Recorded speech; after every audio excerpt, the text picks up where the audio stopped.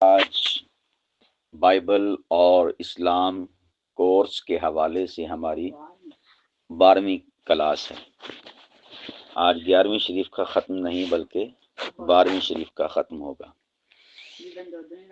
تو ہم گفتگو کر رہے ہیں رسول کریم صلی اللہ علیہ وسلم کی پیش گوئیوں کے حوالے سے۔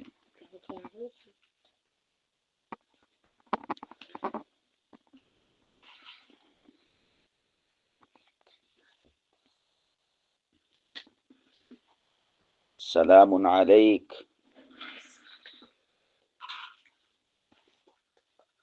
میری آواز آپ تک پہنچ رہی ہے؟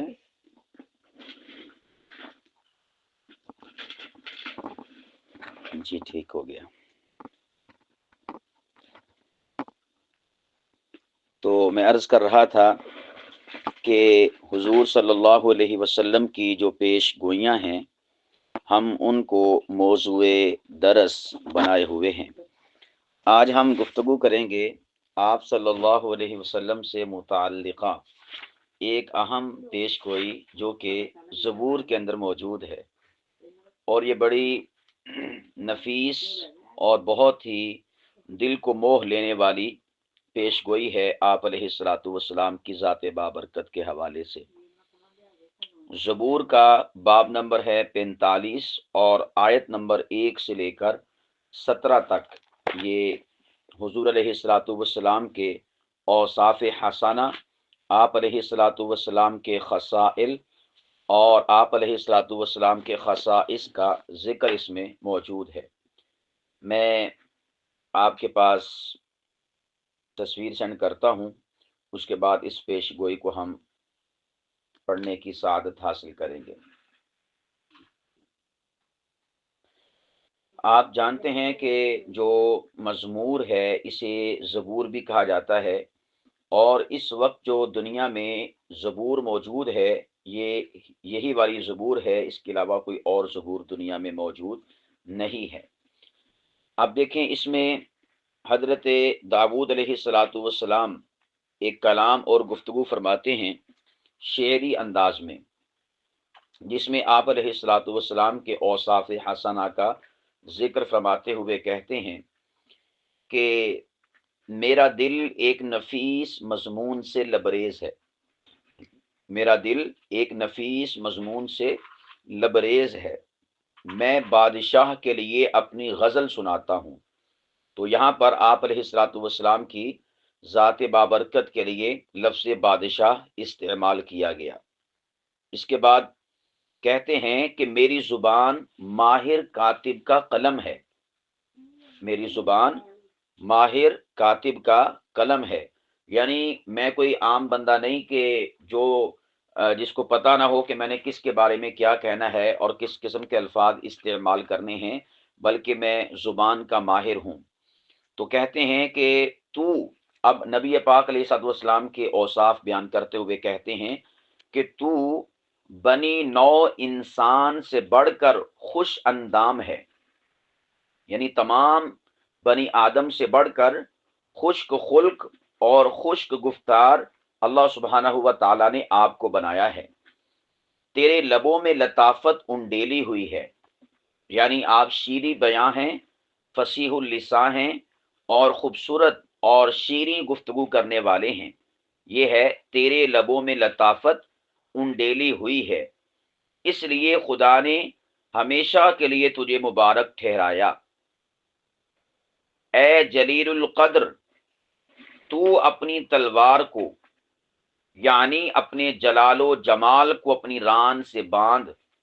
اب یہ جو ایک ایک آیت ہے زبور کی، اس کے اوپر شواہد بھی ہیں اور دلائل بھی ہیں اور تائیدات بھی ہیں اور توثیقات بھی ہیں قرآنی آیات اور احادیث نبویہ کی۔ مثال کے طور پر لکھا ہے زبور میں کہ اس لیے خدا نے ہمیشہ کے لیے تجھے مبارک ٹھہرایا ہے۔ تو ہم جو درود ابراہیمی پڑھتے ہیں اس میں دوسرا درود کیا ہوتا ہے؟ اللہم بارک علی محمد وعلی آل محمد، ہمیشہ ہمیشہ کے لیے تجھے مبارک ٹھہرا دیا۔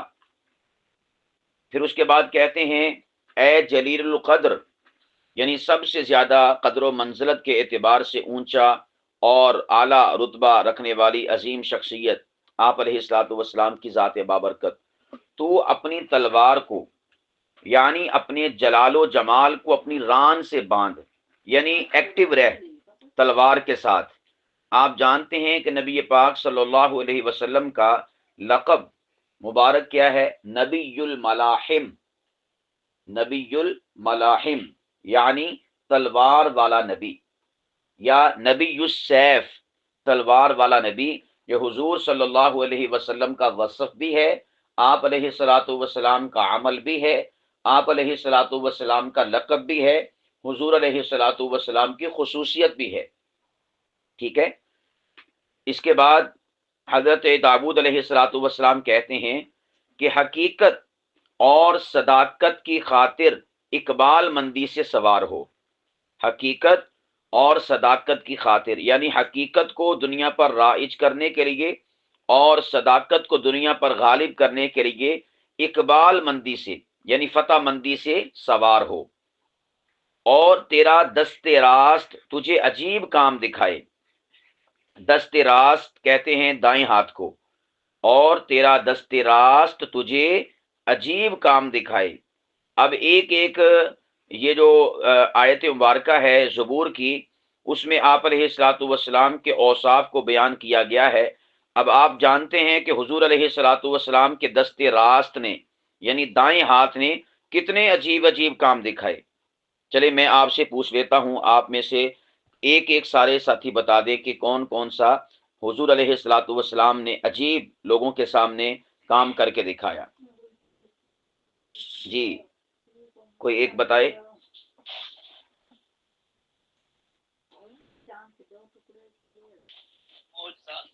ہاں جی ہاں جی، یعنی جو حضور علیہ الصلوۃ والسلام نے اپنے ہاتھ سے ظاہر فرمائی، ہاتھ سے، دائیں ہاتھ سے۔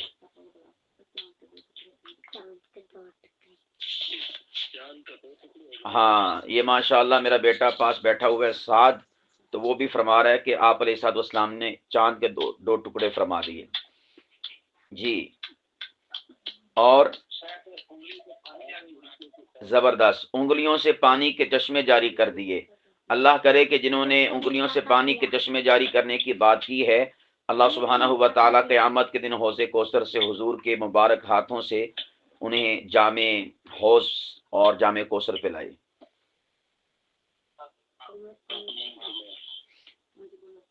جی اور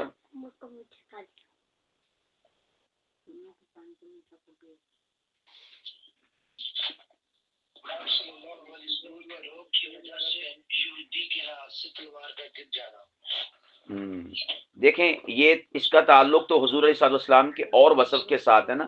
یہاں پر جو زبور کے اندر لفظ ہیں وہ ہیں ہاتھ کے، کہ تیرا دست راست عجیب کام دکھائے، تو اس کے تحت ہم نے چیزیں بیان کرنی ہیں۔ مثال کے طور پر چند چیزیں میں ذکر کر دیتا ہوں اور ما قبل والے۔ جی جی جی جی زبردست، ہاں زبردست، یہ میں کہنے لگا تھا۔ حضرت صدیق اکبر کی زندہ باد زندہ باد، کیا بات۔ حضرت صدیق اکبر رضی اللہ تعالیٰ عنہ کی، جی ہاں بالکل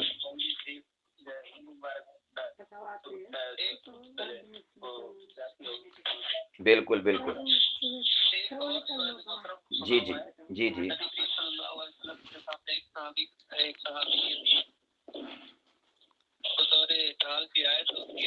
ہاں بالکل بالکل، ہاں بالکل۔ اب میں سبھی کو دہراتا ہوں، ہاں سبھی کو دہراتا ہوں۔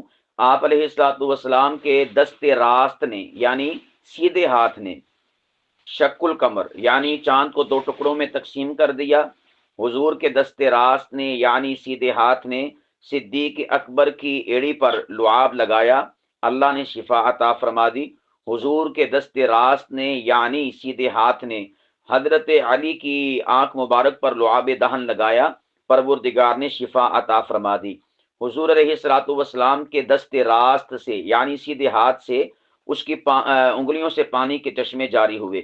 حضور علیہ الصلوۃ والسلام کے دست راست نے عجیب کام دکھایا کہ خاک کی جو مٹھی ہے اس کو بھرا اور دشمنوں کی جانب پھینکا، ہر ایک دشمن کی آنکھ میں جا کر گری۔ یہ بھی آپ علیہ الصلوۃ والسلام کے دست راست کا عجیب کام تھا۔ اب آپ خود سوچیں کہ دشمن کون سا کوئی نزدیک کھڑا ہوگا، دشمن کی صفیں تو دور دور تھیں، تو آپ علیہ الصلوۃ والسلام کو اللہ نے حکم دیا کہ اے حبیب آپ مٹھی اٹھا کر ان کی جانب پھینکیں۔ تو ممکن ہے کہ اللہ سبحانہ و تعالیٰ کی بارگاہ میں حضور نے کہا ہو کہ پروردگار وہ تو بڑے دور کھڑے ہیں، فرمایا کہ میرے حبیب مٹھی اٹھا کر پھینکنا یہ آپ کا کام ہے، اور دشمنوں کی آنکھوں میں دھول ڈال دینا تمہارے پروردگار کا کام ہے۔ ٹھیک ہے، اور اسی بات کو اللہ سبحانہ و تعالیٰ نے قرآن کریم میں ارشاد فرمایا سورۃ الانفال پارہ نمبر 9 میں، اور آیت نمبر جو 26 سے اوپر والی آیات مبارکہ ہیں ان میں کیا، وما رمیتا، اور نہیں پھینکا آپ نے، اذ رمیتا، جب پھینکا۔ اب انداز بھی اللہ سبحانہ و تعالیٰ کا چیک کریں، پہلے اللہ نفی فرماتے ہیں کہ اے حبیب آپ نے نہیں پھینکا، اذ رمیتا، جب پھینکا۔ پروردگار یہ کیا بات ہوئی، پہلے آپ نفی فرماتے ہیں اس کے بعد آپ اس بات فرماتے ہیں۔ فرمایا کہ نفی اور اس بات کی بات آپ کو تب سمجھ آئے گی جب آپ اگلا جملہ پڑھیں گے۔ اگلا جملہ پڑھا تو اس میں لکھا تھا وَلَٰكِنَّ اللَّهَ رَمَا، ارے دیکھنے والے تجھے دکھائی تو یہ دیتا ہے کہ یہ دست مصطفیٰ ہے، حقیقت کی آنکھ سے دیکھ یہ دست مصطفیٰ نہیں بلکہ دست خدا ہے۔ سبحان اللہ، سبحان اللہ، بولو بولو بولو۔ تو وہاں پر دیکھیں آپ علیہ الصلوۃ والسلام کی ذات بابرکت نے مٹھی کو جو ہے اپنی کو خاک سے بھر کر پھینکا تو اللہ سبحانہ و تعالیٰ نے ان کی آنکھوں تک پہنچا دیا۔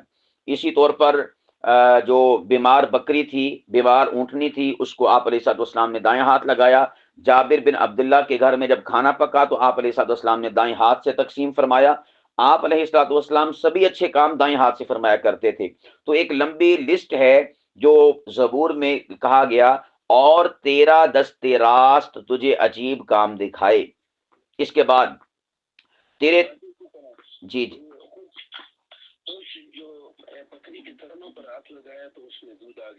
ہاں بالکل وہ بھی اسی طرح تیرے تیر تیز ہیں، تیرے تیر تیز ہیں، قومیں تیری ماتحت ہوتی ہیں۔ آپ علیہ الصلوۃ والسلام کے سامنے صرف کوئی ایک کنبہ قبیلہ نہیں، اقوام نبی پاک علیہ الصلوۃ والسلام کے ماتحت ہوئیں، آپ علیہ الصلوۃ والسلام کے زیر نگیں ہوئیں، حتیٰ کہ وہ بھی ماتحت ہوئے کہ جن کی وجہ سے رسول کریم علیہ الصلوۃ والسلام کو مکہ المکرمہ اپنا آبائی وطن چھوڑنا پڑا تھا۔ اللہ سبحانہ و تعالیٰ نے ان کو بھی سرنڈر کر دیا، انہیں بھی حضور علیہ الصلوۃ والسلام کے سامنے زیر نگیں کر دیا۔ آپ علیہ الصلوۃ والسلام کو ان پر بھی تسلط اور اختیار عطا فرمایا، حتیٰ کہ اللہ اکبر کبیرہ، میرے مصطفیٰ کی ذات کتنی اعلیٰ، کتنی بالا، کتنی اونچی ہے۔ حدیث پاک میں آتا ہے کہ رسول کریم علیہ الصلوۃ والسلام نے فرمایا ہر مرد کے ساتھ، ہر عورت کے ساتھ ایک شیطان ہوتا ہے جو اسے برائی کے کاموں پر آمادہ کرتا ہے، اور ایک فرشتہ ہوتا ہے جو اسے اچھائی کے کاموں پر آمادہ کرتا ہے۔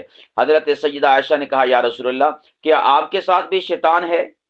تو آپ نے فرمایا کہ ہاں میرے ساتھ بھی شیطان تھا، مگر میرے رب العالمین نے مجھے اختیار عطا فرمایا، میں نے اپنے شیطان کو کلمہ پڑھا کر مسلمان کر دیا۔ ٹھیک ہے، تو آپ علیہ الصلوۃ والسلام کا تو جو شیطان تھا وہ بھی الو کا کان مسلمان ہو گیا، اب تو سلام کے قابل ہے بھائی، وہ پہلے الو کا کان تھا۔ تو آپ علیہ الصلوۃ والسلام کے سامنے قومیں متاحت ہوئیں، حتیٰ کہ جنات متاحت ہوئے رسول کریم علیہ الصلوۃ والسلام کی ذات بابرکت کے سامنے۔ تو بادشاہ کے دشمن ہمت ہارتے ہیں، بادشاہ کے دشمن ہمت ہارتے ہیں، اے خدا تیرا تخت ابد الآباد تک قائم ہے۔ اور یہاں پر یہ بات یاد رکھیں کہ بائبل کے اندر خدا کا لفظ نہ صرف یہ کہ اللہ کے لیے، گاڈ کے لیے، کریٹر کے لیے اور خالق کے لیے اور یہوہ کے لیے اور الوہیم کے لیے بولا جاتا ہے، بلکہ جو بڑی شخصیات اور بڑی پرسنالٹیز ہوتی ہیں ان کے لیے بھی لفظ خدا یا لفظ خداوند استعمال کیا جاتا ہے۔ اور اس کے کئی شواہد ہیں اور اس کے کئی دلائل ہیں بائبل سے کہ جہاں پر اور شخصیات کے لیے جو ہے لفظ خدا استعمال کیا گیا ہے بائبل کے اندر۔ اگر آپ کے پاس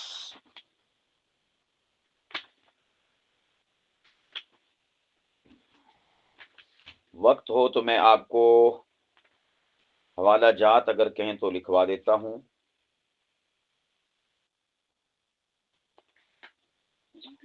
جی لکھیں حوالہ ایک، خروج، بائبل کی دوسری کتاب، تورات کی دوسری کتاب خروج، اس کا باب نمبر 7 آیت نمبر 1۔ دوبارہ سے دہرائے دیتا ہوں، بائبل کی دوسری، تورات کی دوسری کتاب خروج، اس کا باب نمبر 7 آیت نمبر 1 لکھا ہے، پھر خداوند نے موسیٰ سے کہا، دیکھ میں نے تجھے فرعون کے لیے گویا خدا ٹھہرایا۔ اب دیکھیں لفظ، پھر خداوند نے موسیٰ سے کہا، دیکھ میں نے تجھے فرعون کے لیے گویا خدا ٹھہرایا، اور تیرا بھائی ہارون تیرا پیغمبر ہوگا۔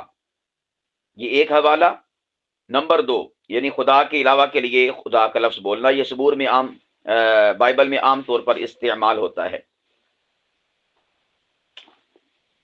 اور اسی طور پر اور بھی کئی حوالہ جات سے بات کی جا سکتی ہے۔ مثال کے طور پر زبور باب نمبر 82 آیت نمبر 6، زبور باب نمبر 82 آیت نمبر 6 لکھا ہے، میں نے کہا تھا کہ تم الہ ہو، میں نے کہا تھا کہ تم الہ ہو۔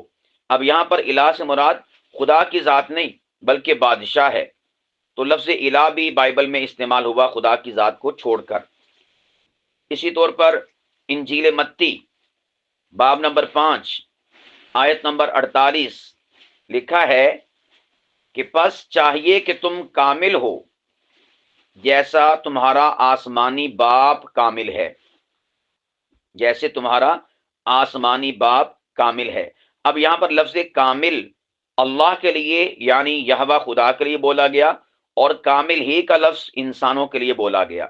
تو یہ بائبل کے اندر اس قسم کی کئی سارے شواہد موجود ہیں کہ لفظ خدا یا خداوند خدا کے لیے بھی بولا جاتا ہے، اور بڑی پرسنالٹیز اور شخصیات اور پیغمبروں اور رسولوں اور نبیوں کے لیے یا بادشاہوں کے لیے، سلاطین کے لیے بھی بولا جاتا ہے۔ اسی طور پر ایک بات میں اور بھی ذکر کر دوں کہ بسا اوقات جو ہے وہ حوالہ جات پیش کرتے ہیں کہ جی حضرت عیسیٰ علیہ الصلوۃ والسلام کے لیے جو بائبل ہے اس میں ابن اللہ کا لفظ استعمال ہوا، یعنی خدا کا بیٹا۔ میری بات سمجھ رہے کہ نہیں سمجھ رہے؟ جی سمجھ رہے، بالکل جی، یعنی مسیحی کہتے ہیں، جب ہم ان سے کہتے ہیں کہ عیسیٰ علیہ السلام خدا کے بیٹے نہیں ہیں، تو وہ آگے سے کہتے ہیں کہ بائبل کہتی کہ ہیں، تو آپ کیسے کہتے ہیں کہ آپ نہیں ہیں؟ یہ بات بڑی قابل غور ہے، اگر آپ کے پاس کاپی پینسل ہو تو حوالے لکھیے گا۔ تو ہم کہتے ہیں کہ اچھا ٹھیک ہے، جیسی روح ویسے فرشتے، جیسا منہ ویسا تھپڑ۔ تو ہم آپ کے سامنے کئی حوالہ جات پیش کر سکتے ہیں بائبل سے کہ بائبل نے عیسیٰ کے علاوہ کئی اور بھی ایسے ہیں کہ جن کو خدا کا بیٹا کہا۔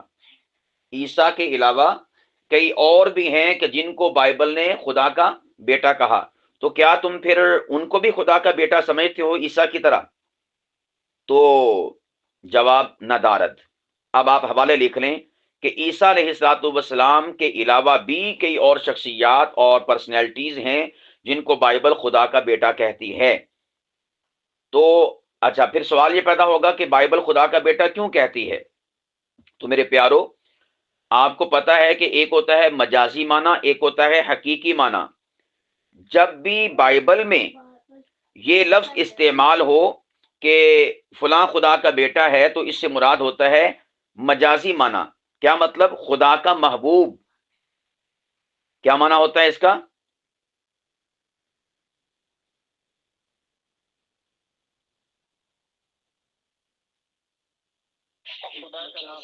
خدا کا محبوب۔ ہاں، جہاں کہیں بھی لفظ استعمال ہوگا بیٹے کا کہ یہ خدا کا بیٹا ہے، وہاں پر اللہ نہ کرے نعوذ باللہ خدا سے پیدا شدہ نہیں بلکہ خدا کا محبوب ہے۔ اب میں اس کی ایک مثال آپ کو دیتا ہوں، ہماری اسلامک مثال اور ہماری جو دینی اور مذہبی مثال۔ یہ میں نے آج سے 5 سال پہلے ایک عیسائی خاتون نے، وہ شفیق کمل صاحب ایک نامور پاکستان کے پادری ہیں، پورے پاکستان کے ٹاپ آف لسٹ پادری کا نام ہے شفیق کنول، مناظر بھی ہیں، ڈیبیٹر ہیں اور لیکچرار ہیں، بڑی علمی شخصیت ہیں، کئی کتب کے مصنف ہیں، ان کی وائف صاحبہ جو ہیں وہ بھی کافی مناظرے لڑ چکی ہیں اور کئی کتابوں کی مصنفہ ہیں اور فلاں فلاں ہیں۔ انہی نے اعتراض کیا تھا مسلمانوں پر، اسلام پر، قرآن پاک پر، کہ ہمیں الزام دیتے ہیں کہ ہم عیسیٰ کو خدا کا بیٹا سمجھتے ہیں، حالانکہ ہم خدا کا بیٹا نہیں سمجھتے۔ تو پھر انہوں نے کئی سارے اعتراضات کیے اسلام پر، تو میں نے وہ میری ویڈیو پڑی ہوئی ہے یوٹیوب کے اوپر، اس کے اوپر میں نے ان اعتراضات کے جوابات دیے تھے۔ ان میں سے ایک اس نے بات یہ بھی کہی تھی کہ اے مسلمانوں، تم بھی تو خدا کا بیٹا خود کو کہتے ہو۔ قابل غور بات۔ اچھا، میں پہلے آپ سے پوچھتا ہوں کہ آیا ہم مسلمان اپنے آپ کو یا مسلمانوں کو خدا کا بیٹا کہتے ہیں؟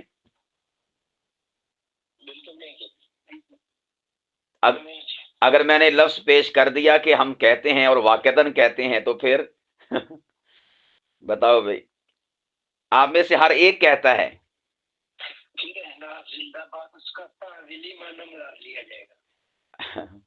اچھا چلے، میں وہ لفظ بتا دیتا ہوں آپ کو۔ وہ لفظ ہے، ہم کہتے ہیں نا فرزندان توحید، یعنی حج کے موقع پر 8 لاکھ فرزندان توحید نے شرکت کی۔ لفظ بولتے ہیں نا، فرزند کا معنی کیا ہوتا ہے؟ بیٹا، اور توحید اللہ سبحانہ و تعالیٰ کی ذات، یعنی توحید کے بیٹوں نے، یہ لفظ استعمال ہوتا کہ نہیں ہوتا؟ ہاں، شاباش شاباش، جی جی۔ تو اس نے بھی یہی اعتراض کیا، تو میں نے اس کا جواب یہی دیا تھا کہ دیکھیں، یا تو مسلمان کوئی بھی آپ ایسا دکھا دیں جو فرزندان توحید کا مطلب یہ لیتا ہو کہ ہم خدا سے جنم شدہ ہیں، ہم خدا سے پیدا شدہ ہیں، تو پھر تو آپ یہ اعتراض کریں یا ہمیں کہیں کہ بھئی تم بھی تو کہتے ہو نا کہ ہم خدا کے بیٹے ہیں، یعنی توحید کے فرزند ہیں، توحید کے بیٹے ہیں۔ تو میں نے کہا کہ کوئی بھی مسلمان یہی عقیدہ نہیں رکھتا۔ ہر بچے کو پتا ہے لم یلد ولم یولد، کہ نہ وہ خود کسی سے پیدا ہوا اور نہ اس سے آگے کوئی پیدا ہو سکتا ہے۔ باقی یہ جو فرزندان توحید کہا جاتا ہے، تو اس سے مطلب اور مقصد اور مراد یہ ہوتا ہے کہ توحید والے، نہ کہ توحید کے بیٹے، نہ کہ خدا کے بیٹے۔ بات سمجھ آگئی کہ نہیں آگئی؟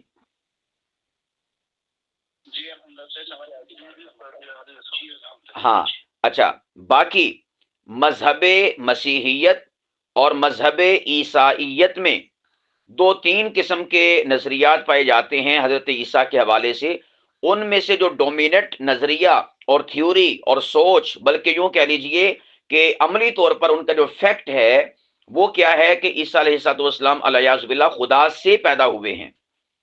اور میں نے آپ کو حوالہ جات بھی دکھائے تھے، جیسا کہ ان کا خط ہے بائبل کے آخری حصے کا، اس میں لکھا ہوا ہے کہ یہ خدا سے پیدا ہوا ہے۔ اور مولود، لفظ مولود، یہ جو یوحنا ہے، انجیل یوحنا اس کا باب نمبر 1 ہے اور اس کی جو ابتدائی آیات ہیں اس میں لکھا ہوا ہے کہ یہ خدا کا مولود ہے، ولادت سے لفظ استعمال کیا گیا۔ تو یہ عیسیٰ علیہ السلام کو خدا سے پیدا شدہ مانتے ہیں، حتیٰ کہ عیسائیوں کے بعض فرقے، قابل غور بات، سیدہ طیبہ طاہرہ مریم سلام اللہ تعالی علیہا کو خدا کی دلہن کہتے ہیں، اور ان کی کتابیں چھپی ہوئی ہیں، ان کی کتابیں چھپی ہوئی ہیں، اس پر کنواری مریم کی تصویر اور ایک خوبصورت زاویے سے بنائی گئی، اور اوپر لکھا ہوا ہے خدا کی دلہن۔ اس کے اوپر کئی ویڈیوز بھی ہیں، ان کی جو سپیکرز ہیں، گفتگو کرنے والے ہیں، ان کے بیانات بھی اس کے اوپر موجود ہیں کہ وہ سیدہ مریم سلام اللہ تعالی علیہا کو خدا کی دلہن کہتے ہیں، اور نعوذ باللہ خدا کے ملاب سے جو ہے عیسیٰ ابن مریم پیدا شدہ یہ مانتے ہیں۔ تو خیر، اس طرف بات نکل گئی۔ جو میں آپ کو حوالہ جات بتانا چاہتا تھا، خدا کا بیٹا عیسیٰ کے علاوہ اور بھی کئی شخصیات کو کہا گیا، آپ ذرا حوالے نوٹ کر لیں۔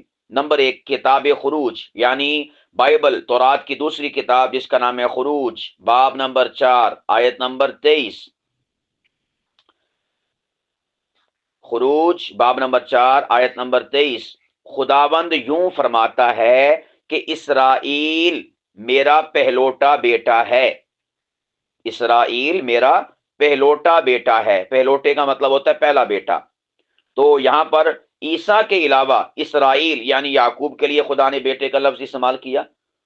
اسی طرح بائبل کی کتاب ہے کتاب تواریخ، باب نمبر 28 آیت نمبر 6 لکھا ہے، وہ میرا بیٹا ہوا، میں اس کا باپ ہوں گا۔ یہ سلیمان علیہ السلام کے بارے میں ہے۔ کتاب تواریخ باب نمبر 28 آیت نمبر 6، خدا کہتا ہے کہ وہ میرا بیٹا ہوا، میں اس کا باپ ہوں گا، یعنی سلیمان علیہ السلام کے بارے میں یہ الفاظ ہیں۔ تو یہاں پر سلیمان کو خدا نے بیٹا کہا۔ اسی طرح تیسرا حوالہ لکھ لیں، زبور یعنی مزمور باب نمبر 68 یعنی 68 آیت نمبر 6، خدا تمام یتیموں کا باپ یعنی تمام یتیم خدا کے بیٹے ہوئے۔ تو بائبل میں تو یتیموں کا باپ خدا کو کہا اور یتیموں کو خدا کا بیٹا کہا، یہ سارے یتیم خدا دے بیٹے ابھی۔ تو لہذا عیسیٰ کو کوئی خصوصیت حاصل نہیں ہے۔ یہ میں آپ کو اس لیے حوالہ جات بتا رہا ہوں، سمجھا رہا ہوں، لکھوا رہا ہوں، تاکہ کل کلا کوئی عیسائی اٹھ کر بائبل سے دکھا دے کہ بھئی ہمارے لیے بائبل حتمی ہے، قطعی ہے، ہم اس کے مطابق اپنا عقیدہ بناتے ہیں، لہذا ہم نے بائبل میں لکھا ہوا ہے کہ عیسیٰ علیہ السلام خدا کے بیٹے ہیں، لہذا ہم نے اس وجہ سے عیسیٰ کو خدا کا بیٹا مانا۔ تو پھر ہم اس کو جواب کے طور پر اور الزامی طور پر جواب دیتے ہوئے دیگر حوالہ جات پیش کریں گے کہ بھئی عیسیٰ کی اس میں کیا خصوصیت ہے۔ بیٹا ماننا ہے تو پھر اسرائیل یعنی یعقوب کو بھی خدا کا بیٹا مانو، کیونکہ اس کو تو خدا نے خود کہا کہ یہ میرا بیٹا ہے۔ سلیمان پیغمبر کو بھی خدا کا بیٹا مانو، کیونکہ سلیمان پیغمبر کو خود خدا نے کہا کہ یہ میرا بیٹا ہے۔ تو اسرائیل، یعقوب اور سلیمان تو رہے ایک طرف، یتیموں کے بارے میں خدا نے کہا کہ یتیم سارے کے سارے میرے بیٹے ہیں، لہذا سارے یتیموں کو خدا کا بیٹا مانو۔ اسی طور پر یہ تثنیہ شرع بائبل کی اور تورات کی 5ویں کتاب تثنیہ شرع استثناء، اس کا باب نمبر 14 آیت نمبر 1 لکھا ہوا ہے، تم خداوند اپنے خدا کے فرزند ہو، یعنی تمام یہودی خدا کے بیٹے ہیں۔ تم خداوند اپنے خدا کے فرزند ہو، تو یہاں پر جتنے یہودی ہیں ان سب کو خدا نے بیٹا کہا۔ اسی طور پر یسعیا، یہ ایک نبی کا صحیفہ ہے یسعیا بائبل میں، اس کا باب نمبر 30 آیت نمبر 1 لکھا ہے، تمام باغی خدا کے بیٹے ہیں۔ یعنی نیک تے شریف آدمی تے خدا دے بیٹے ہے گے سگے، باغی بھی خدا دے بیٹے ہے، ٹھیک ہے۔ اسی طرح اور ایک لمبی فہرست ہے خدا کے بیٹا اوروں کو حضرت عیسیٰ علیہ السلام کے علاوہ کہا گیا ہے، اس کی ایک لمبی فہرست ہے۔ اگر آپ، میں وہ الفاظ نہیں دہراتا، صرف حوالہ آپ کو بتا دیتا ہوں، آپ حوالے لکھ لیں۔ اسی طور پر یرمیہ نبی کا صحیفہ باب نمبر 31 آیت نمبر 20، یرمیہ نبی کا صحیفہ باب نمبر 31 آیت نمبر 9، انجیل متی باب نمبر 5 آیت نمبر 9، انجیل متی باب نمبر 5 آیت نمبر 43، انجیل لوکا باب نمبر 3 آیت نمبر 38، انجیل یوحنا باب نمبر 8 آیت نمبر 42، رومیوں کا خط باب نمبر 8 آیت نمبر 14، فلپیوں کا خط باب نمبر 2 آیت نمبر 15، ٹھیک ہے۔ یہ سارے کے سارے حوالہ جات بتاتے ہیں کہ اللہ سبحانہ ہوا تعالی یعنی خداوند نے، یہوہ خدا نے، الوہیم نے عیسیٰ ابن مریم کے علاوہ اوروں کو بھی اپنا بیٹا کہا ہے، لہذا عیسیٰ علیہ السلام کی اس میں کوئی خصوصیت نہیں رہی۔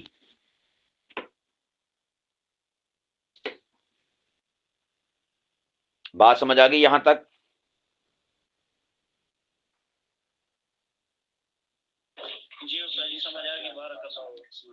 جی، تو ہم زبور کی پیش گوئی پر دوبارہ سے آتے ہیں۔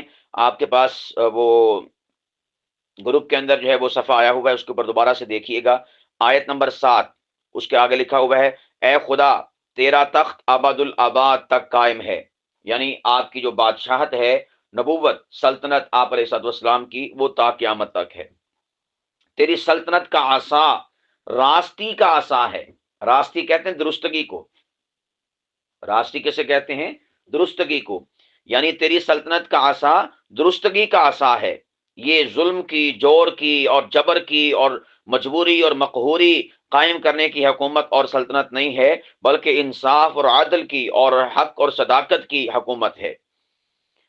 تو صداقت سے محبت اور شرارت سے نفرت رکھتا ہے۔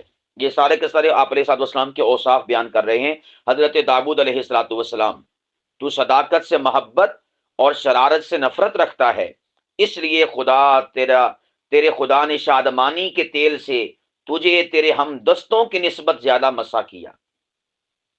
اس کا معنی یہ ہے، یہ جو کہا نا کہ تجھے تیرے ہم دستوں کی نسبت زیادہ مسح کیا، اس سے مراد ہے کہ جمیع انبیاء علیہ الصلوۃ والسلام، ہم دستوں سے مراد ہے جمیع انبیاء علیہ الصلوۃ والسلام، یعنی تیرے ہم پلہ تھے، ہم مشن تھے، ہم نوالا تھے، ہم پیالہ تھے اور ہم نظریہ تھے، ان کی نسبت زیادہ مسح کیا، یعنی زیادہ آپ کو شرف بخشا، زیادہ اعزاز بخشا۔ آگے وہ تعریف میں کہتے ہیں، تیرے لباس مر اور عود اور تجھ سے خوشبودار ہیں، آج کے ایوانوں سے تاردار سازوں کی آواز تجھے خوشی دلاتی ہے، شاہوں کی بیٹیاں تیرا استقبال کرتی ہیں، شاہوں کی بیٹیاں تیرا استقبال کرتی ہیں۔ آپ کو پتا ہوگا سیدہ صفیہ بنت حیی رضی اللہ تعالی عنہا، یہ ایک بادشاہ کی بیٹی اور ایک شاہ کی گھر والی تھی، ملکہ تھی، یا اللہ خیر، ٹھیک ہے۔ اور اسی طور پر آپ علیہ الصلوۃ والسلام کے یہ عقد میں اور نکاح میں آئیں سیدہ صفیہ۔ سیدہ خدیجہ رضی اللہ تعالیٰ عنہ ایک عرب مالدار خاتون تھی، ملکہ۔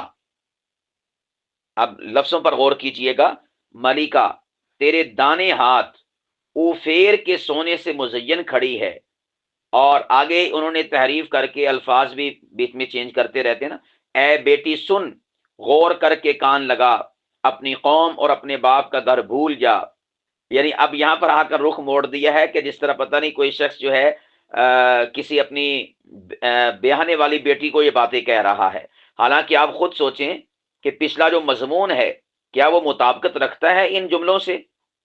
جہاں پر آ کر انہوں نے آیات کا رخ بدل دیا، اسے کسی بیٹی کی طرف یا کسی بیاہنے والی عورت اور لڑکی کی جانب رخ موڑ دیا ہے، پچھلے والے جملے تو اس سے مطابقت رکھتے ہی نہیں ہیں، ٹھیک ہے، یہ ان کی تحریف۔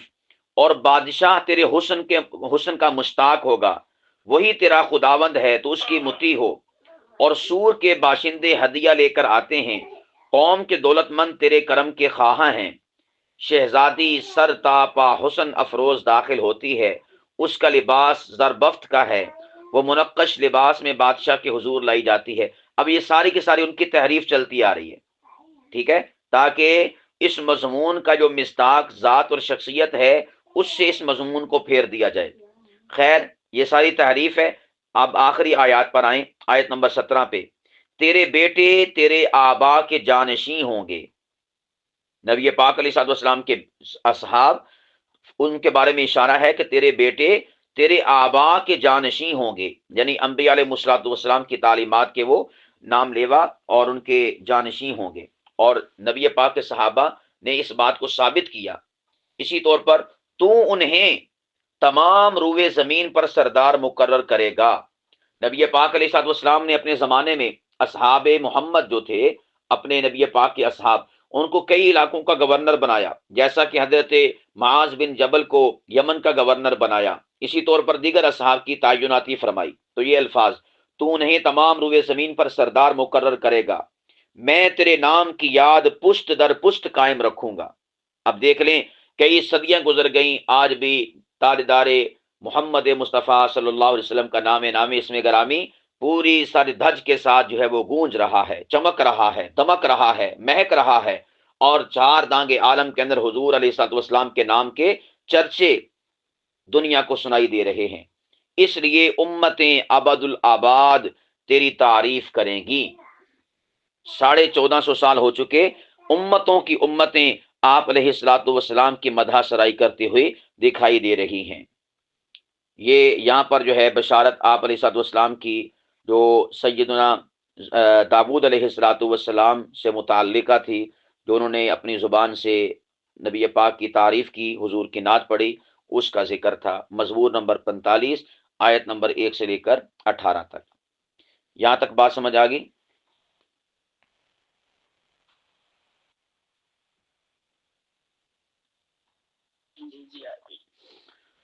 अल्लाहु अकबर कबीरा।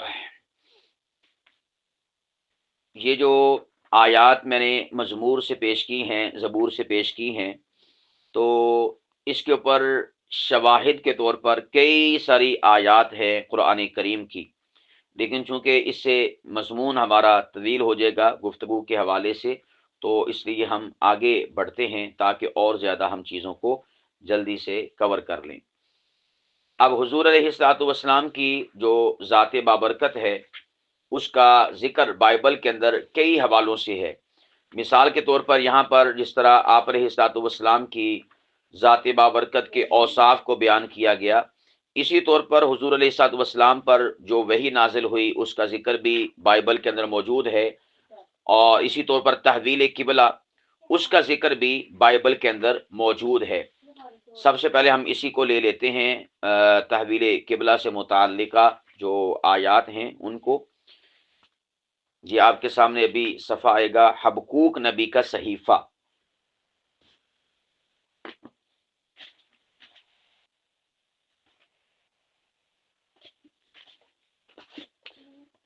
बल्कि मैं उससे पहले आपके सामने हज्जाई नबी का जो सहीफ़ा है उससे ये आयात पेश कर दूं तहवील किबला से मुताल्लिका। ये सिर्फ और सिर्फ 2 सफ़हात हैं और एक वर्का बनता है, लेकिन बावजूद इसके अल्लाह सुब्हानहू व तआला ने इसमें भी आप अलैहिस्सलातु वस्सलाम से मुताल्लिका बात इरशाद फरमाई, जिसका जिक्र दूसरे पारे में आता है सूरतुल बकरा, और पहला पेज है दूसरे पारे का। उसमें अल्लाह पाक फरमाते हैं कि अहले किताब को मालूम था कि इस नबी आखिर ज़मां का किबला बदल दिया जाएगा, मगर बावजूद इसके ये एतराज़ करते हैं और सवाल उठाते हैं, नुक्ताचीनी करते हैं। ये आप आयात देखें, मैं इसका पहला पेज वो भी सेंड कर देता हूँ। हज्जाई, इस सहीफे को कहते हैं हज्जाई।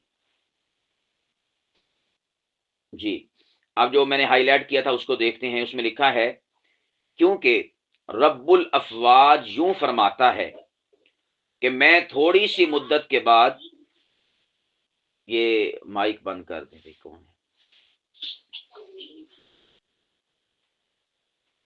जी लिखा है कि रब्बुल अफवाज यूं फरमाता है कि मैं थोड़ी सी मुद्दत के बाद एक बार फिर आसमानो जमीन और बहरो बर को हिला दूंगा और तमाम अक़वाम को मुज़तरिब कर दूंगा, और तमाम अक़वाम की मरगूब चीजें आएंगी और मैं इस घर को जलाल से मामूर करूंगा। रब्बुल अफवाज का फरमान यूं ही है, चांद मेरी है और सोना मेरा है। रब्बुल अफवाज का फरमान यूं ही है। अब अगली आयत सुने, इस पिछले घर की रौनक पहले घर की रौनक से ज्यादा होगी। इस पिछले घर की रौनक पहले घर की रौनक से ज्यादा होगी। अब यहां पर 2 घरों का जिक्र है, नंबर 1 पिछला घर और नंबर 2 पहला घर। तो यहां पर अल्फाज क्या हैं, इस पिछले घर की रौनक पहले घर की रौनक से ज्यादा होगी। पिछले घर से मुराद यानी काबतुल्लाह जो बाद में किबला बनेगा। तो कहा कि पहले घर की रौनक से ज्यादा होगी। जो पहले से किबला है यानी किबला अव्वल बैतुल मुकद्दस, उस बैतुल मुकद्दस से ज्यादा रौनक किसकी होगी? इस पिछले घर की, इस बाद वाले घर की, इस बाद वाले किबले की। और आज हम देखते हैं सबसे ज्यादा रौनकें उन दोनों किबलों में से यानी बैतुल मुकद्दस और बैतुल्लाह में से जो पहले वाला घर है उससे ज्यादा रौनक अल्लाह सुब्हानहू व तआला ने पिछले घर यानी बैतुल्लाह को अता फरमाई है जो बाद में किबला बना। और आगे रब्बुल अफवाज फरमाता है, और मैं इस जगह में सलामती अता करूंगा। तो अब यहां पर लफ्ज क्या है? सलामती। और यहां पर लफ्ज थे, और मैं इस जगह पर इस्लाम अता करूंगा। अगर इस्लाम ना भी हो, सलामती भी हो, तो तब भी इस्लाम के माना से ही मुश्तक है ना, इस्लाम के लफ्जों से मुश्तक है सलामती। तो गोया कि यहां पर 2 चीजें काबिल गौर हैं। नंबर 1, पिछले घर की रौनक पहले घर की रौनक से ज्यादा होगी, यानी जो बाद में घर दूंगा, जो बाद में किबला बनाऊंगा, उस घर की रौनक मैं पहले वाले किबले और पहले वाले घर से ज्यादा बढ़ा दूंगा, उसमें इजाफा कर दूंगा। और यह मुशाहदा है दुनिया के अंदर, सबसे ज्यादा जो रौनक है اللہ سبحانہ و تعالیٰ نے وہ دوسرے اور پچھلے جو گھر ہے یعنی بیت اللہ اس کو عطا فرمائی ہے، اور اس کے بعد یہ بھی کہا کہ اس جگہ میں سلامتی عطا کروں گا۔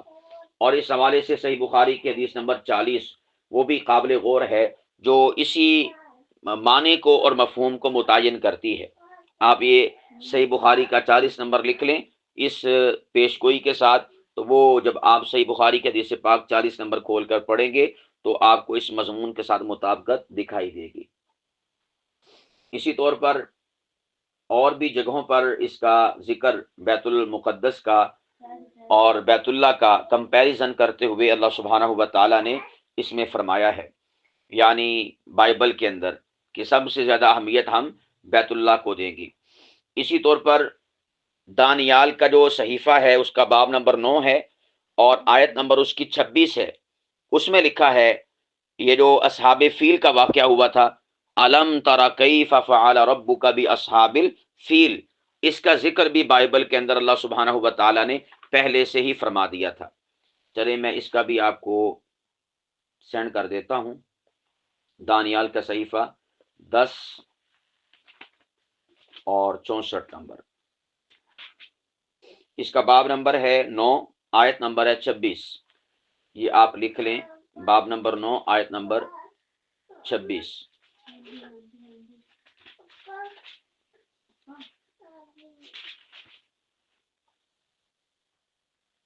جی یہ آپ کے سامنے ابھی پکچر آ رہی ہے تو آپ اس کو ری ایکٹ کر دیجئے گا،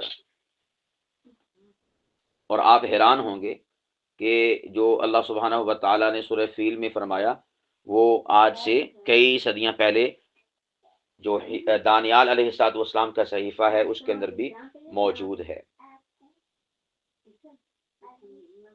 جی یہ دیکھیں جو میں نے ہائی لائٹ کیا ہے، اور ایک بادشاہ آئے گا جس کے لوگ شہر اور مقدس کو مسمار کریں گے اور اس کا انجام گویا طوفان سے ہوگا۔ ٹھیک ہے، یہ فجعلہم کعصف مأکول، اس کا انجام گویا طوفان سے ہوگا۔ اور ایک بادشاہ آئے گا ابرہا، ٹھیک ہے، اس کا ذکر ہو رہا ہے، جس کے لوگ شہر اور مقدس کو مسمار کریں گے، یعنی اس کو توڑنے کی کوشش کریں گے، اور اس کا انجام گویا طوفان سے ہوگا۔ تو یہ بھی بائبل کے اندر جو بیت اللہ شریف ہے اس کا ذکر اور اس حوالے سے اللہ سبحانہ و تعالیٰ کی جو پیش گوئی ہے اس کو بیان کیا گیا ہے۔ اس کے علاوہ جو بیت اللہ سے متعلقہ ہے، یسعیا باب نمبر 60 آیت نمبر 9 سے 17، یہ آپ حوالہ لکھ لیں، یسعیا باب نمبر 60 آیت نمبر 9 سے 17 تک، اس میں بھی بیت اللہ کا ذکر ہے۔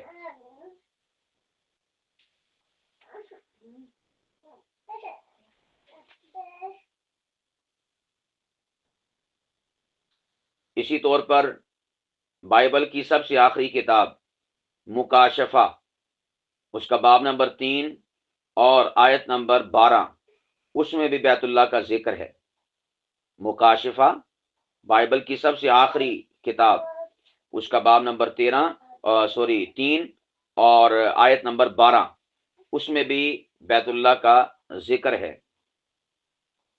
اسی طور پر زبور باب نمبر 84، اس میں یہ جو آتا نا، اس میں کیا نام ہے، سورۃ الفیل میں طیرن ابابیل، یہ ابابیل اور ان کا گھونسلہ بنانا، اس کا ذکر زبور کے اندر موجود ہے۔ میں اس کا آپ کو پکچر اس کی بھی سینڈ کر دیتا ہوں، 84 نمبر باب۔ بلکہ آپ جانتے ہیں مزے کی بات کہ وہ جو وادی ہے یعنی مکہ المکرمہ، اس کے لیے لفظ بکہ استعمال ہوتا ہے قرآن پاک میں، للذی ببکۃ مبارکہ، پارہ نمبر 4 پہلا صفحہ، یعنی مکے کو بکہ بھی کہا جاتا ہے، اور بکہ عربی کا لفظ ہے، اس کا معنی ہوتا ہے خشک وادی، اس کا معنی کیا ہوتا ہے، خشک وادی۔ تو یہ بائبل کے اندر لفظ بکہ موجود ہے، اور انہوں نے اس کا ترجمہ کر دیا ہے تاکہ لفظ بکا وہ اسی طرح لفظ بکا کے ساتھ موجود نہ ہو بلکہ ہم اس کا ترجمہ کر دیں۔ یہ آپ کے سامنے میں 2 صفحات سینڈ کر رہا ہوں ایک ہی تصویر میں، اور دونوں جگہ کو میں نے ہائی لائٹ کیا ہوا ہے، آپ دیکھیں، اس کو ری ایکٹ کریں، پھر میں آپ کو سمجھاتا ہوں۔ شاباش۔ سب سے پہلے ہم مزمور نمبر جو 84 ہے اس کو پڑھتے ہیں، شروع سے لکھا ہوا ہے، آپ میرے ساتھ چلیے گا۔ اے رب الافواج، تیرے مساکن کیا ہی دلکش ہیں، میری جان خداوند کی بارگاہوں کے لیے آرزو مند ہے بلکہ گداز ہوتی ہے، میرا دل اور میرا جسم زندہ خدا کے لیے اشتیاق سے للکارتے ہیں۔ اب قابل غور بات آ رہی ہے، چڑیا کو بھی ٹھکانہ ملتا ہے اور ابابیل کو گھونسلہ۔ یہ لفظ دیکھ رہے ہیں کہ نہیں دیکھ رہے؟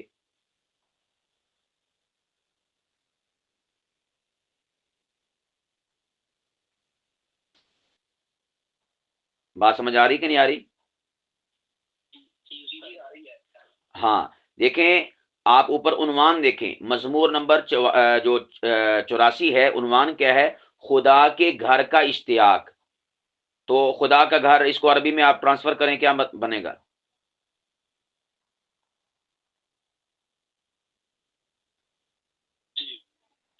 بیت اللہ، بیت اللہ کا اشتیاق، ٹھیک ہے۔ تو اس میں جس طرح ہم بیت اللہ کی یا مدینہ کی یا روضۃ الرسول کی محبت میں نظمیں لکھتے ہیں نا، تو یہ گویا حضرت داؤد علیہ الصلوۃ والسلام کی نظم ہے بیت اللہ کے اشتیاق میں، بیت اللہ کی محبت میں۔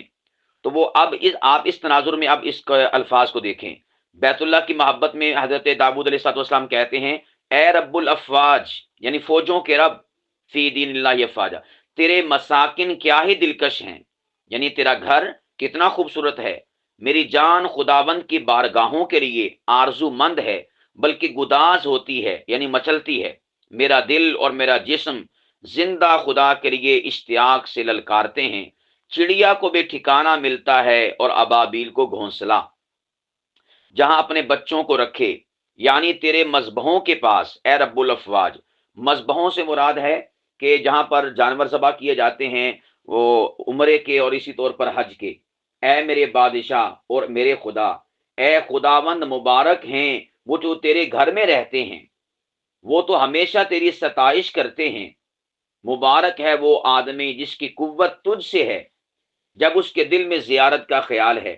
اب آپ اوپر والے جو ہائی لائٹ کیا ہوگا اس کو دیکھیں، وہاں پر لکھا ہوا ہے، وہ خشک وادی میں سے گزرتے ہوئے، وہ خشک وادی، یہ جو خشک وادی ہے عربی میں اس کا ترجمہ بنے گا بکا، وہی للذی ببکہ تا مبارکہ۔ اور یہ جو بائبل 1999 میں چھپی تھی، اس کے صفحہ نمبر 577 کا یہی والا باب، وہاں پر آج بھی لفظ بکا موجود ہے۔ آپ یہ جو میں نے ابھی بات کہی ہے، اس کو چاہے آپ سائڈ پر لکھ لیں، 1999 کا جو ایڈیشن ہے، اس ایڈیشن کا نام ہے 19.5M، ٹھیک ہے۔ اس ایڈیشن کے اندر آج بھی اگر کہیں پر آپ کو دستیاب ہو جائے، مل جائے، تو آپ اسی مقام کو دیکھیے گا، وہاں پر لفظ بکا موجود ہے، لکھا ہوا ہے کہ وہ بکا میں سے گزرتے ہیں، یا یوں کہہ لیجئے وہ مکہ میں سے گزرتے ہوئے اس میں اسے چشمے بنا دیتے ہیں، اور پہلی بارش کی برکت اسے ملبس کرتی ہے، وہ قوت سے قوت تک چلتے جائیں گے، وہ سیہون میں خداؤں کے خدا کو دیکھیں گے۔ سیہون کہتے ہیں مقدس جگہ کو، ٹھیک ہے۔ تو یہاں پر اللہ سبحانہ و تعالی نے جو بائبل ہے، زبور، اس میں بیت اللہ کا ذکر کیا، ابابیل کا ذکر کیا، اور اسی طور پر مکہ المکرمہ اس کا ذکر فرمایا حضور علیہ الصلوۃ والسلام کی تشریف آوری سے پہلے ہی۔ اللہ اکبر۔ چلیں ابھی اختتام ہوا چاہتا ہے، آپ اس حوالے سے کوئی سوال، کوئی کویسچن کرنا چاہیں تو کر سکتے ہیں۔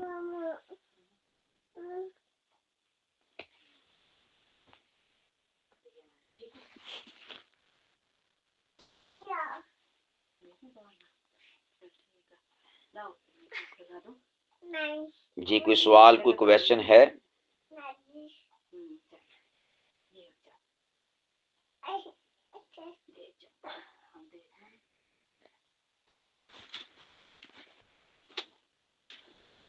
صحیح است، خاموشی بتلاتی ہے کہ کوئی سوال نہیں ہے۔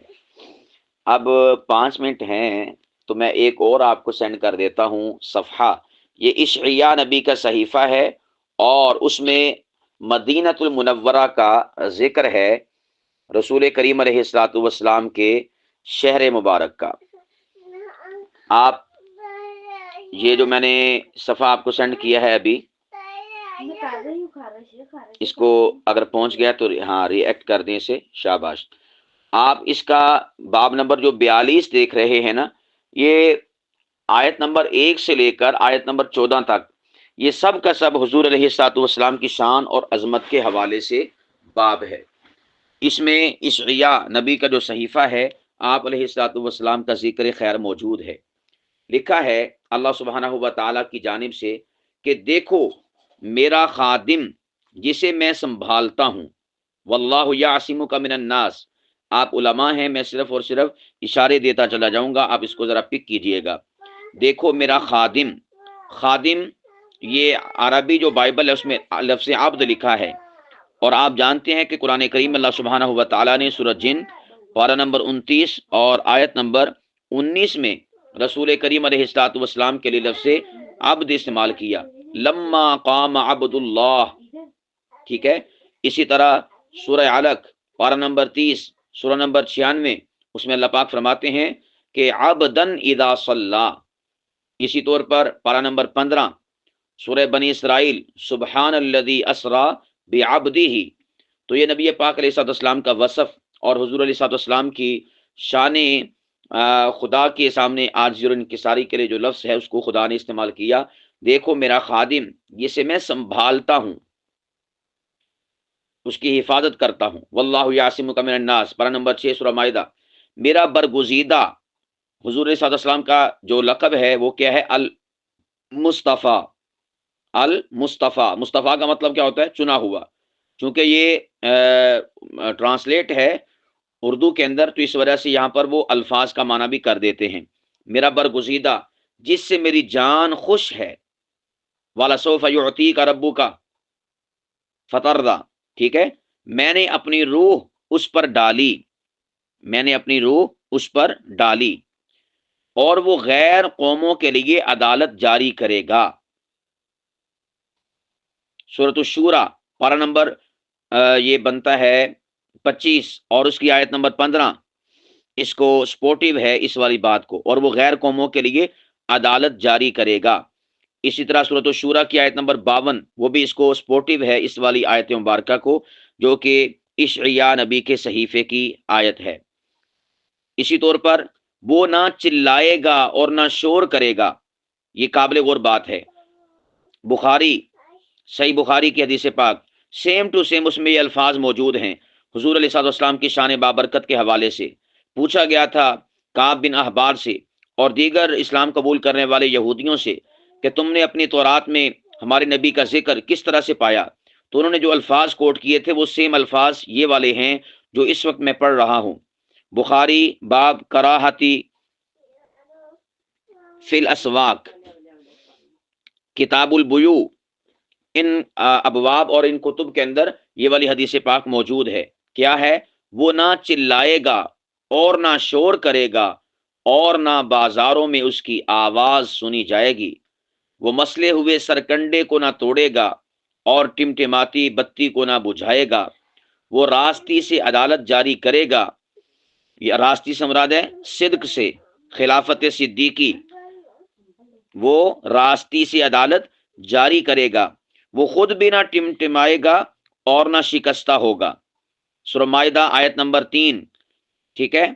اور اسی طور پر اللہ پاک فرماتے ہیں نا کہ اللہ سبحانہ و تعالیٰ کا تو ارادہ ہے کہ اس نور کو مکمل اور کامل کر دے، وَلَوْ كَرِهَ الْمُشْرِكُونَ وَلَوْ كَرِهَ الْكَافِرُونَ، کہ کافر نہیں چاہتے کہ یہ نور اپنے کمال کو پہنچے، اپنے شباب کو پہنچے، مگر فرمایا کہ اگرچہ کافروں کو، مشرکوں کو برا لگے، ہم تو اس چراغ کو منور کر کے چھوڑیں گے، سراجا وہاجا، ٹھیک ہے، آپ علیہ الصلوۃ والسلام کی ذات بابرکت۔ اور اسی طور پر حضور علیہ الصلوۃ والسلام کی ذات بابرکت کے لیے فرمایا ان شانئک ھو الابتر، اے حبیب تیرا دشمن ہی بے نام و نشان ہے، انا اعطینا کل کوثر، ہم نے تو آپ کو خیر کثیر عطا فرما رکھی ہے۔ اسی طور پر آپ نیچے چلے جائیں تو آیت نمبر 6 میں لکھا ہے کہ میں خداوند تجھے صداقت کے لیے بلاؤں گا اور تجھے ہاتھ سے پکڑوں گا، تجھے ہاتھ سے پکڑوں گا۔ سورہ مائدہ آیت نمبر 67 کی آیت مبارکہ اس کو سپورٹیو ہے، اور تیری حفاظت کروں گا، قابل غور بات، اور تیری حفاظت کروں گا۔ یہ اللہ سبحانہ و تعالیٰ نے واللہ یعصمک من الناس کے جو الفاظ استعمال کیے آپ علیہ الصلوۃ والسلام کے لیے قرآن پاک کے اندر سیم ٹو سیم یہی والے الفاظ اشعیاء نبی کے اس صحیفے میں موجود ہیں۔ اور تجھے امت کے لیے عہد اور غیر قوموں کے لیے نور بناؤں گا۔ سورہ نساء آیت نمبر 174 اس کو سپورٹیو ہے۔ سورہ اعراف آیت نمبر 157 اس کو سپورٹیو ہے۔ سورہ احزاب آیت نمبر 45 اس کو سپورٹیو ہے۔ سورہ صف آیت نمبر 9 اس کو سپورٹیو ہے۔ ٹھیک ہے، اب آپ اوپر کی طرف دیکھیں، اوپر آپ کو دکھائی دے گا لکھا ہوا ہے آیت نمبر 11، آیت نمبر 11 پڑھ رہا ہوں، اے تم جو کیدار کے خیموں میں سکونت پذیر ہو، اے صالح کے رہنے والو، قابل غور بات، یہاں پر لکھا ہوا ہے صالح۔ جو پہلے والی بائبلیں تھیں ان میں لکھا ہوا تھا صلعہ، سین لام عین، صلعہ۔ اور آپ دیکھیں گے یہ میں نے ساتھ میں کچی پینسل کے ساتھ حوالے بھی لکھے ہوئے ہیں، ہماری کتب احادیث مبارکہ میں یہ جو مدینے کی پہاڑیاں ہیں ان کے لیے لفظ صلعہ استعمال ہوتا ہے، جیسا کہ صحیح مسلم حدیث نمبر 2078 صلاۃ الاستسقاء باب میں یہ حدیث پاک موجود ہے، مدینے کی پہاڑیوں کے لیے لفظ صلعہ استعمال ہوا۔ اسی طرح صحیح بخاری 4418 نمبر حدیث پاک، اسی طور پر صحیح بخاری 1013 نمبر حدیث پاک، صحیح بخاری 1014 نمبر حدیث پاک، اور صحیح بخاری 5501 نمبر حدیث پاک، 5502 نمبر حدیث پاک، 5505 نمبر حدیث پاک، 2304 نمبر حدیث پاک، یہ ساری کی ساری حدیث مبارکہ صحیح بخاری میں موجود ہیں جس میں مدینے کی پہاڑیوں کے لیے لفظ صلعہ استعمال ہوا۔ اسی طرح مسند احمد بن حنبل میں بھی حدیث مبارکہ ہیں، 7608 نمبر حدیث پاک مسند احمد بن حنبل، 15231 حدیث پاک مسند احمد بن حنبل، 25966 حدیث پاک مسند احمد بن حنبل۔ ٹھیک ہے، یہ میں نے حوالہ جات بھی آپ کے سامنے ذکر کر دیے۔ اب آپ اس آیت کو پڑھیں، اے صلعہ کے رہنے والو، یعنی اس کو یوں کہہ لیجئے، اے مدینہ کے رہنے والو، گیت گاؤ اور پہاڑوں کی چوٹیوں پر سے للکارو۔ وہ کیا پڑھا تھا گیت جب حضور مدینے میں انٹر ہوئے تھے؟ طلع البدر علینا، ٹھیک ہے، یہ گویا کہ نبی پاک علیہ الصلوۃ والسلام کی آمد سے پہلے اللہ سبحانہ و تعالیٰ ان انبیاء کی کتابوں میں وہ سارے کے سارے نقشے کھینچ رہا ہے، سارے کے سارے نقشے بیان کر رہا ہے کہ اے صلعہ کے رہنے والو، اے مدینے کے رہنے والو، گیت گاؤ اور پہاڑوں کی چوٹیوں پر سے للکارو، یعنی پہاڑوں کی چوٹیوں پر سے تم ترانے گاؤ، گیت گاؤ، خداوند کی تعظیم کرو۔ یہ خداوند سے مراد نبی پاک علیہ الصلوۃ والسلام کی ذات بابرکت۔ میں نے آپ کو بتایا کہ خدا کے علاوہ بھی بائبل کے اندر بڑی شخصیات اور بڑی پرسنالٹیز کے لیے خدا کا یا لفظ خداوند کا لفظ استعمال ہوتا ہے۔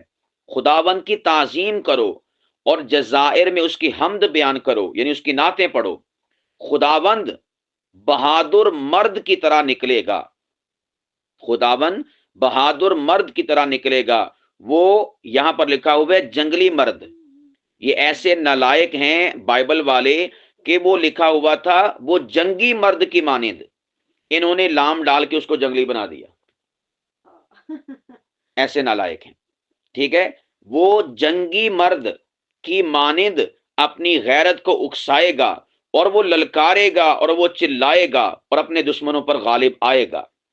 ٹھیک ہے، جنگ بدر سورہ آل عمران آیت نمبر 123، اس میں آپ علیہ الصلوۃ والسلام کی ان تمام تر چیزوں کو، اوصاف کو اللہ سبحانہ و تعالیٰ نے بیان فرمایا۔ ہاں، باتیں سمجھ آ گئی کہ نہیں آ گئی؟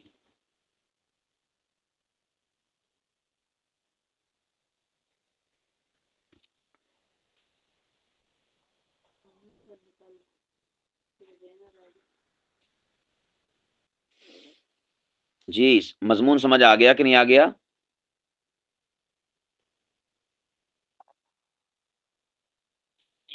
سمجھ آ گیا ماشاءاللہ جی بارک اللہ۔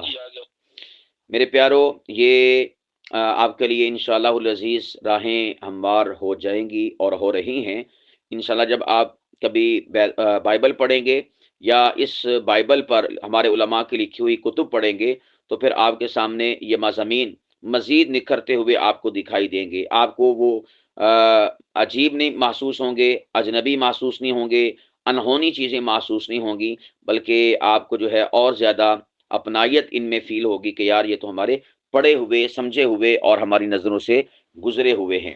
تو ایک یوں سمجھیے کہ سافٹ ویئر آپ کے اندر منتقل ہو جائے گا، اور پھر انشاءاللہ العزیز جب آپ اس کو اسٹڈی کریں گے یا مزید اس میں کھوج کرید کرنے کی کوشش کریں گے، اس کو سمجھنے کی کوشش کریں گے، تو انشاءاللہ آپ کے لیے چیزیں آسان سے آسان ہوتی چلی جائیں گی۔